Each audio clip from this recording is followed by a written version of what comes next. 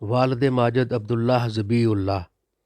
جان دو عالم صلی اللہ علیہ وسلم کے والد ماجد کے نام نامی کے ساتھ ذبیح اللہ دیکھ کر آپ حیران تو ہوئے ہوں گے، کیونکہ یہ عام طور پر حضرت اسماعیل علیہ السلام کو سمجھا جاتا ہے، مگر حقیقت یہ ہے کہ حضرت اسماعیل علیہ السلام کی طرح عبداللہ بھی ذبیح ہے۔ جان دو عالم صلی اللہ علیہ وسلم اپنی خاندانی عظمت و شان بیان کرتے ہوئے فرماتے ہیں، میں دو ذبیحوں کا فرزند ہوں۔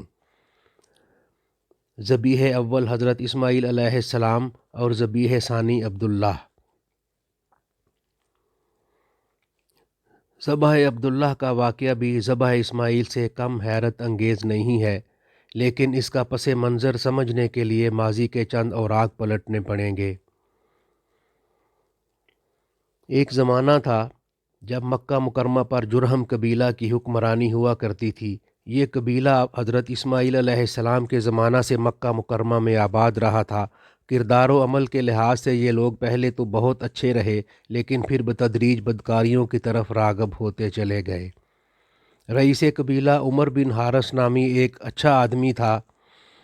اس نے بہت کوشش کی کہ یہ لوگ اپنی روش اور طرز حیات بدل لیں، مگر لوگوں کو تو عیاشیوں کا چسکا پڑ چکا تھا، اس لیے اس کی نصیحتوں پر کسی نے بھی کان نہیں دھرا۔ اپنی قوم کی مسلسل روبہ زوال اخلاقی حالت دیکھ کر عمر بن حارث کو خیال آیا کہ اگر میری پوری قوم کی یہی شب و روز رہے اور ان کی بے باکی کا یہی عالم رہا تو ایک نہ ایک دن ہم پر عذاب الہی نازل ہو کر رہے گا۔ اس لیے بہتر یہ ہے کہ کعبہ فنڈ میں جمع شدہ سونا اور دیگر قیمتی سامان کہیں چھپا دیا جائے، تاکہ اگر عذاب الہی نازل ہو جائے تو جو ہم پر گزرے سو گزرے گی، لیکن کعبہ مکرمہ کا مال تو بہرحال محفوظ رہے گا۔ چنانچہ اس نے کعبہ میں جمع شدہ اموال کو، جن میں سونے کے بنے ہوئے ہرن، 2 تلواریں اور کچھ زرہیں شامل تھیں، یکجا کیا اور چاہے زمزم میں دفن کر دیا۔ ان دنوں جرہم کی بدعمالیوں کے سبب زمزم بھی خشک ہو چکا تھا، اس لیے اموال کعبہ کو دفن کرنے کے بعد اس نے کنواں بھر دیا۔ آخر وہی ہوا جس کا عمر بن حارث کو ڈر تھا۔ جب جرہم کی سیاہ کاریاں حد سے بڑھ گئیں تو خزاعہ نامی قبیلہ کی متعدد ذیلی شاخوں نے مل کر جرہم پر حملہ کر دیا۔ جرہم نے مقابلہ کیا، لیکن بری طرح شکست کھائی اور حملہ آور مکہ مکرمہ پر قابض ہو گئے۔ اس لڑائی میں جرہم کے بہت سارے افراد مارے گئے اور جو زندہ بچے وہ در در کی ٹھوکریں کھانے کے لیے یمن کی طرف بھاگ گئے۔ وقت گزرنے کے ساتھ ساتھ رفتہ رفتہ چاہے زمزم کا نام و نشان تک مٹ گیا اور کسی کو یاد بھی نہ رہا کہ وہ کہاں ہوا کرتا تھا۔ اسی عالم میں 500 سال کا طویل عرصہ گزر گیا، جب میراث ابراہیم و اسماعیل کے وارث اعظم باعث ایجاد و کعبہ و زمزم صلی اللہ علیہ وسلم کی دنیا میں تشریف آوری کا وقت قریب آیا تو ارادہ الہی ہوا کہ اس کنویں کو دوبارہ منظر عام پر لایا جائے اور لوگوں کو پھر اس پانی سے سیراب کیا جائے، اور یہ عظیم سعادت جان دو عالم صلی اللہ علیہ وسلم کے دادا جان کو حاصل ہوئی کہ ان کے ذریعے اللہ تعالیٰ نے صدیوں کے گم گشتہ چاہے زمزم کو پھر سے جاری فرما دیا۔ چنانچہ عبد المطلب کو ایک رات خواب میں دیکھا کوئی کہہ رہا تھا، طیبہ کھودو۔ طیبہ کیا چیز ہے؟ عبد المطلب نے پوچھا، مگر کوئی جواب نہیں ملا۔ دوسری رات پھر خواب دیکھا، برہ کھودو۔ برہ کیا ہے؟ عبد المطلب نے پوچھا، پھر بھی کوئی جواب نہ ملا۔ تیسری رات پھر وہ خواب دیکھا، مظنونہ کھودو۔ مظنونہ سے کیا مراد ہے؟ حسب سابق جواب میں خاموشی رہی۔ عبد المطلب اہل زبان تھے، تینوں الفاظ کے معنی بخوبی سمجھتے تھے، مگر حیران تھے کہ ان سے مراد کیا ہے۔ پھر ایک رات واضح کہا گیا کہ زمزم کھودو۔ عبد المطلب سمجھ گئے کہ طیبہ، برہ اور مظنونہ زمزم ہی کے صفاتی نام ہیں۔ صبح آپ نے اپنی قوم سے ذکر کیا کہ مجھے خواب میں زمزم کھودنے کا حکم ملا ہے، کیونکہ زمزم کو گم ہوئے صدیاں گزر چکی تھیں اور کسی کو بھی اس کی صحیح جگہ معلوم نہیں تھی۔ اس لیے لوگوں نے پوچھا، کیا یہ بھی بتایا گیا ہے کہ زمزم ہے کہاں پر؟ نہیں، یہ تو نہیں بتایا گیا، عبد المطلب نے جواب دیا۔ لوگوں نے کہا، اگر یہ خواب سچا ہوا اور حکم اللہ کی طرف سے ہوا تو آپ کے لیے جگہ کی نشاندہی کر دی جائے گی۔ خواب سچا تھا، اس لیے دوبارہ حکم ہوا، زمزم کھودو۔ تمہیں شرمسار نہیں ہونا پڑے گا، وہ تمہارے بڑے باپ اسماعیل علیہ السلام کی میراث ہے، نہ کبھی خشک ہوگا نہ اس کا پانی کم ہوگا، اور بے شمار حاجیوں کو سیراب کرے گا۔ عبد المطلب نے پوچھا، وہ کہاں ہے؟ چیونٹیوں کے بل کے پاس جہاں سفید سینے والا کوا گوبر اور خون میں چونچ مار رہا ہوگا۔ عبد المطلب بیدار ہو کر صبح صبح حرم کی طرف چلے۔ وہاں چیونٹیوں کا بل تو آسانی سے مل گیا، لیکن گوبر اور خون میں چونچ مارتا ہوا کوا کہیں بھی نظر نہ آیا۔ عبد المطلب حیران و پریشان کھڑے سوچ ہی رہے تھے کہ ناگاہ کہیں قریب سے نیم ذبح شدہ گائے لوگوں کے ہاتھوں سے چھوٹ گئی۔ عبد المطلب نے دیکھا کہ گائے دوڑتی دوڑتی آئی اور بے دم ہو کر گر پڑی۔ اتنے میں پیچھے سے لوگ بھی آ پہنچے۔ انہوں نے وہیں گائے کو ذبح کیا، چمڑا بھی اتارا اور گوشت وغیرہ کاٹا۔ اس سارے عمل کے نتیجہ میں وہ ساری جگہ گوبر اور خون سے لتھڑ گئی۔ تھوڑی دیر کے بعد سفید سینے والا کوا کہیں سے اڑتا ہوا آیا اور گوبر اور خون میں چونچ مارنے لگا۔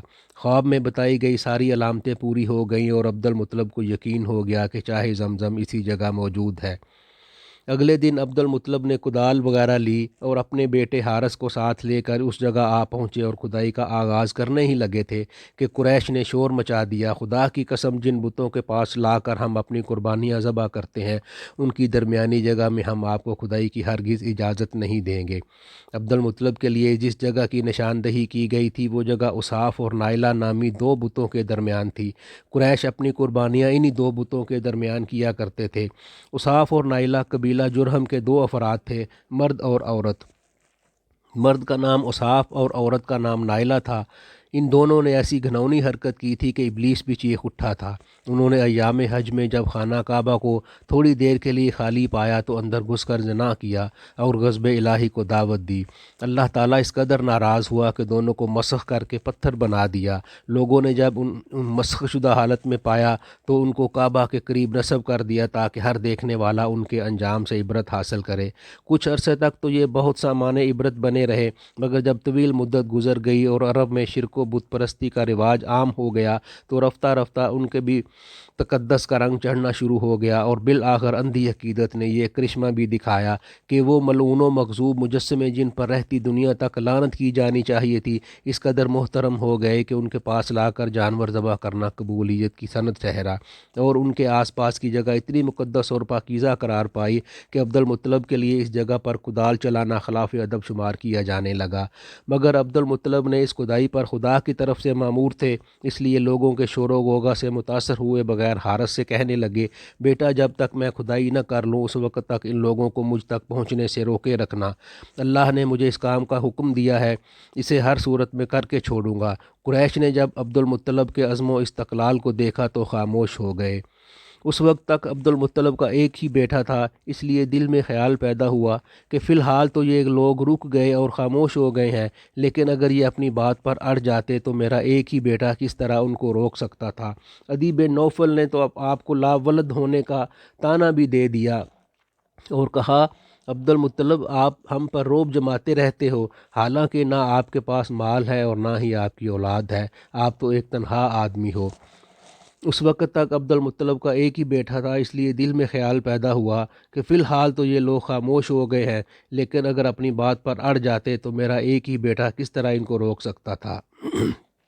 عدی بن نوفل نے تو لا ولد ہونے کا طعنہ بھی دے دیا اور کہا، عبد المطلب آپ ہم پر روب جماتے رہتے ہو، حالانکہ نہ آپ کے پاس مال ہے اور نہ آپ کی اولاد ہے، آپ تو ایک تنہا آدمی ہو۔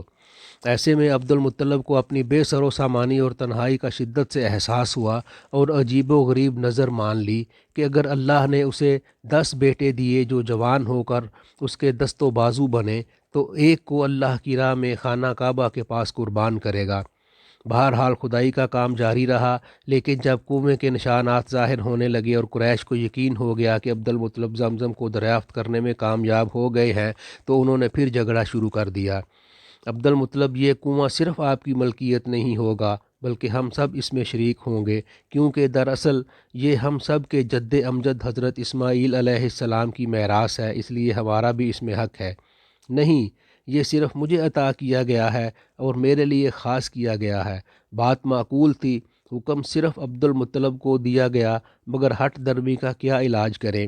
انہوں نے کہا کہ ہمارے ساتھ انصاف کیجئے ورنہ ہم آپ کو بھی کھدائی نہیں کرنے دیں گے اور جھگڑا بڑھ جائے گا۔ عبد المطلب کو اپنے موقف کی سچائی کا یقین تھا، اس لیے جواب دیا، تم جسے چاہتے ہو اپنا جج مقرر کر لو اور پھر اس نے جو فیصلہ کیا سب کو تسلیم کرنا پڑے گا۔ سب نے کہا ہم سعد بن خزیمہ قبیلہ کی کاہنہ کو اپنا جج مقرر کرتے ہیں۔